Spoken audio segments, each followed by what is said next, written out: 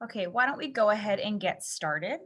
So good morning. On behalf of Elsinore Valley Municipal Water District, I'd like to welcome you to the Getting to Know AMI booth at the Virtual Flow into Fall event. As you know, all of the sessions will be posted to our website later today. One of the benefits of having a virtual event, you can always come back and check it out at a later time if you're interested. Before we get started on the actual event, if you've already been to the other booths today, then you are aware that we are trying to help our local community businesses by having a raffle for a $25 gift card to a local restaurant. So stay tuned to the end of the Q&A session to see if you're one of our lucky winners for that. So go ahead and get started. My name is Christina Henry. I'm the Community Relations Manager here at the district. And today we're going to go ahead and talk about our advanced metering infrastructure system. We're going to talk about some meters, how it works, and how you can take advantage to help save water and also save some money.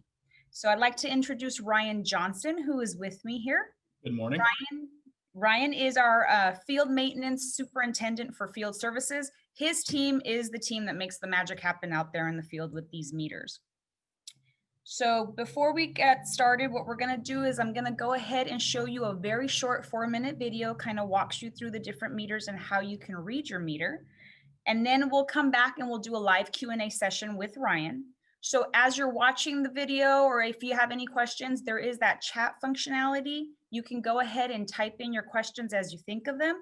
Or if you'd rather ask them live later on, that's fine. You can go ahead and raise your hand and we'll unmute you at that point so that you can listen. You can go ahead and ask your questions.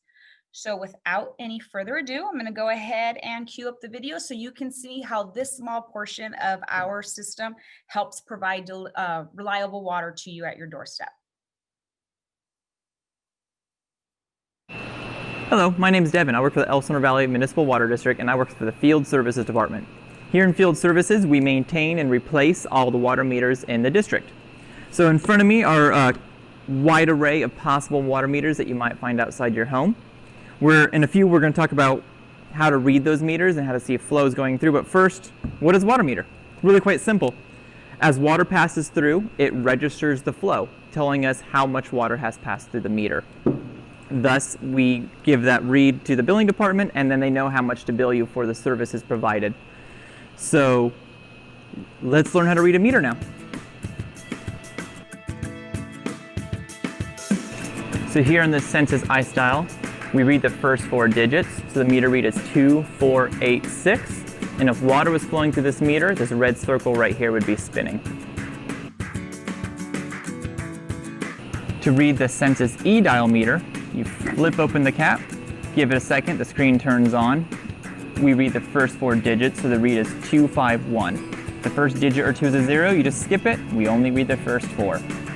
And if you want to get your flow rate, obviously the numbers will be going upwards here, and an arrow facing to the right would indicate on the screen. But you can also view your flow rate, close it, wait a moment, reopen it, and now you see the flow rate is listed in gallons at 0.0. The decimal is actually over here, just so you know, on the right side.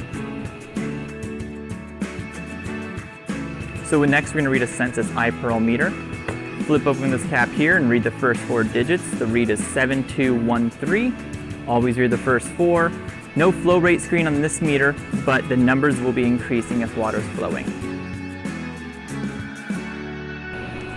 Last meter we're going to be showing you are these Neptune meters. These are the meters we're currently putting into the ground. Flip open the cap. Now the read will not usually display right away because there's a solar panel. So if your meter is under a tree, behind a fence, something with low light, you do need to put a flashlight on. Usually your smartphone flashlight will turn it on, but LEDs always work better. So you see the read here is 143. We read the first 4 digits, so we can ignore the 0. Now if you wait about 10 to 15 seconds, that's a low light indicator. Ignore that. If you wait a little bit of time, the flow rate screen will show up. It's pretty obvious it's only going to show 3 digits on the far right hand side. So right here you see the flow rate is 0.0, and you just have to wait and it will cycle between the read and the flow rate.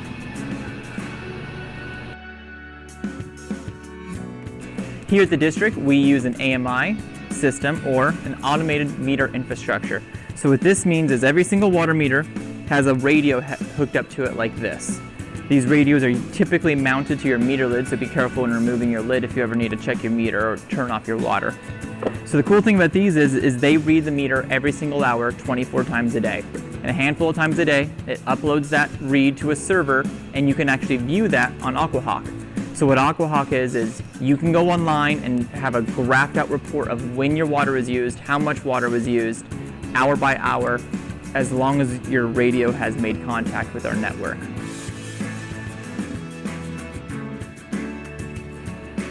Well, I really enjoyed telling you guys about how to read your meter, how to see if it's flowing, what AquaHawk is, and how we read your meter with our AMI system. So if you guys have any other questions, feel free to call the district and we'll tell you whatever you need to know. Thank you. You guys have a nice day. The census Okay.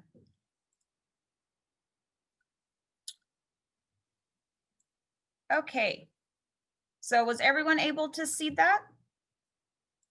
We're good, right? Everyone was able to see that? Okay, good. So now that we went ahead and watched that video, we're not gonna go ahead and open it up to questions. I don't see anything in your chat. Oh, there's a question right now. So the question for Ryan or for myself, since California does not have much water, will the flow rate in areas with lots of rain be higher than it is in California? The flow rate in areas with lots of rain be higher. I'm not sure what you mean by flow rate. Is that the allotted, maybe the allotted use of water? But I believe California, they have a 55 gallon per person per day limit regardless throughout the state. So it would not affect if you have more rain or not. Yeah, that won't affect, and I think, I'm not sure if this is what the question is, and Vita, you can go ahead and clarify if you'd like to in the chat, but I think you're asking if the amount of rain will make a difference in terms of the flow rate through the meter. Is that what you're asking? Because if that's the case, then no. Yes, okay. So Ryan, you can go ahead. Yeah, that doesn't have an effect. The water comes from the distribution system, which is an enclosed system. So no, the rain will not affect how a meter is read or the flow rate through the meter, how it measures the water. And then I saw do air bubbles read as flow on the positive displacement meters? Yes, they do. So if you do have a little air bubble, it's such a minute amount, it'll be in solution in the water. So it'll read along with the water. Yeah, it doesn't, it's not enough to impact the read or to increase the read of your meter though, for billing purposes. The meter does pick up everything that flows through it. So the next question we have is, what frequency do they operate and does it affect my Wi-Fi? If you're talking about the AMI system, it's between, I believe it's 600, 900 megahertz. So no, it does not affect your Wi-Fi. And in terms of frequency, so what happens is the meter will go ahead and register hourly usage, and then it communicates back to the hub, if you want to think of it, or back here to the office 4 times a day. So it'll hold all those reads hourly and then will dump us the reads 4 times a day. So the actual meter is actually only talking to the towers or to the DCU units, which is it's picking up that data for like a nanosecond. It's very minuscule, the amount of actual frequency that it emits to translate that information. Next question we have is, what do you do if the readings on the meters are not what they should be? So if there's an anomaly in the read, either low or high, customer service, when they perform billing, it'll come up on a report and they'll do some investigation. And a lot of times what they do is they'll send it out on a billing recheck for my department to go verify either a low read, a high read. We also check in between the billing cycles as well. We have some reports we can run for high consumption or low consumption or zero consumption for that matter. And we will go out in the field and verify the readings. And what the cool thing about this, as Devin mentioned in the video, is you yourselves at home can actually see that hourly usage. You can log on to our website, and then what you would do is register through our online bill pay, which you would just click on my account. And then once you've registered your account, you could click on view usage and you could see the exact same thing that the representatives here in the office see. That will help you then. You can monitor your usage. You can see if you have any possible leaks or irrigation issues on your property. It is a great tool to have. You can set up alerts. So if you want to make sure that you don't go over a certain amount of usage in terms of gallons, or even 100 cubic feet, which is what we go ahead and bill you at, you can set that up, or just actual billed amount. If you don't want your bill to be, let's say, more than $150, you can put that in, and based on how you're trending, the system knows, and it'll go ahead and notify you either via email, text, or phone call, depending on whatever preference you put in the system, and it will let you know. So it is a great tool, a very user friendly. If at any time anyone needs assistance, you can always contact customer service. We're more than happy to help walk through that with you, but it is an awesome tool for you guys to take advantage of at home. We have another question. Do they have batteries in them? So some of the meters do, the older technologies do not. The e-registers do have a encapsulated battery. They are non-moving parts. They're solid state dials. The radios also have a 3.6 volt battery in them. So when we do have failures on them, we do remove them. We have an e-waste program. We have a third-party company come pick them up. So we dispose them as e-waste. Like the iPearl meter does have a battery. The older technology, so if you have an analog dial, will not have a battery, but the radio system does have that 3.6 volt battery in it. Okay, and then Ryan, about how long, what's the lifespan on that meter and that battery? So the batteries themselves will go 20 years. Well, we're told 20 years. They're prorated down to 10. So after 10, the warranty is prorated, but there's supposed to be a 20-year battery life. They'll be able to broadcast for 20 years. Same thing on the meters that do have the batteries, like your larger meters that have the electronic heads do have the batteries. They're supposed to be 20 years. But we do see them fail, around 11 years on the meters. The radio system is new, so we haven't seen the batteries die yet. But rough 20 years roughly. Yeah, so there's longevity in the system. Again, it's all information that we here in the office can see. So from the billing department standpoint, we don't have to send the guys out in the field anymore, or the ladies out in the field anymore, to read meters. Now we can see that here in the office, which again saves time and also saves money at the district, because we're much more efficient in terms of obtaining those reads. We have another question. Do costs of water change based on time of day or demand? That's a really good question. Yeah, that's a good question. That would be more of your question, but they do change time of the year. Your water budget does change, but as far as the cost per unit, it does not change. No, and Ryan's correct. So we do bill everyone on a water budget. It's based on the number of people that reside in the home, in addition to the irrigable area outdoors that you would use to water. So there's some factors that are built into that formula, but we basically give you a water budget. And obviously that allocation or budget will be bigger in the summer months, because we understand it's hot, you're going to need to water outside more, and it'll be smaller in the winter months. The days are shorter, your lawn and your garden doesn't need as much water in that time frame. So based on your usage, then if you were to go over your budget, then you would pay a higher per unit rate for that water that's used. But if you stay within your water budget, those per unit rates don't change. So there is no change in the rate. It's just basically depends on your usage based on your water budget. We have another question. If we plan on putting in a spa in the future, is it necessary to contact the district first? I'll take this one. Okay. Ryan. So you don't have to contact us. We do have a variance policy here at the district. And the reason that you may want to contact us is we do allow one pool fill every 5 years per residence. So spas are not anything that we would normally give credit on. It would be from a pool fill from empty. So that is something that we allow once every 5 years. And what we do is, because you would obviously go over your water budget if you were going to fill a pool, then we would go ahead and re-rate water for you at the tier 2 rate of your bill, so that you're not penalized for that over usage. But for a spa or a pond, that is not eligible for the variance program.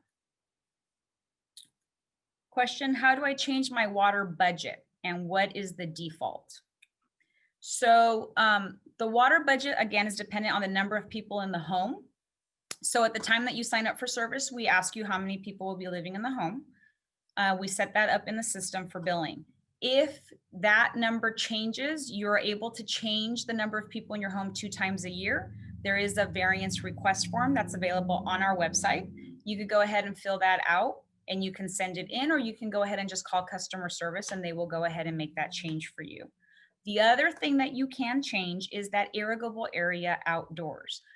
If you see that the allotment that we've given you is too low, or you can go ahead and provide us that form that I talked about, again, the variance request form, and you can then go ahead and give us the measurements, and then we'll verify those measurements, and then we can go ahead and increase your square footage. So there is ways definitely that we can increase your water budget or decrease it depending on what the needs are. And the default, there is no default. Again, it'll depend on what the customers tell us at the time that they sign up for service, the number of people, and then the irrigable area is based on whatever that lot size is. Okay, do we have any other questions? Christine, I got a quick question on that, Yes. the lot size. Yes. How do you guys determine what we can irrigate, the size that we can irrigate? So basically based on that lot size, we go ahead and we have like a kind of a setup criteria where there's defaults within that lot size. So we plug that in. And then, like I said, if that lot size that we have as a default is not accurate, then by all means, customers are more than welcome to fill out the variance request form, give us the measurements, and then we will go ahead and verify that. And then we can update that in the system. All right, thank you. No problem. Okay, so I think that's all the questions that we have. Before I go ahead and move forward with the raffle for the restaurant gift card, I just want to again remind you that we will have all of these presentations on our website for anyone to come back and access, which is going to be one of the positives we're taking away from not being able to do this in person with everyone this year. We do encourage you to go ahead and fill out the survey so that you can get that free conservation device, and go ahead and let us know if you enjoyed the sessions or anything else that you'd like to see. We are more than happy to help. Any questions you have, customer service is always here to help you during normal business hours. So feel free to give us a call and we'll go ahead and help you with any questions that you might have. So gonna go ahead now and move forward with the raffle. Give me 1 second. I'm putting everyone's names in. So here we go. And the winner is Lorraine. So Lorraine Betts, can you do me a favor? Can you go ahead and message me either your phone number, you can privately message it in the chat, your phone number or your email address, please. And for everyone else on the phone, thank you so much. On the line, I'm sorry. Thank you so much, greatly appreciate it. We had a great time. Anything else that you need, any questions for Ryan or myself, more than happy to answer them. You can go ahead and contact customer service and let them know. And got that, Lorraine. Thank you so much. Bye, everybody. Bye. Have a good weekend.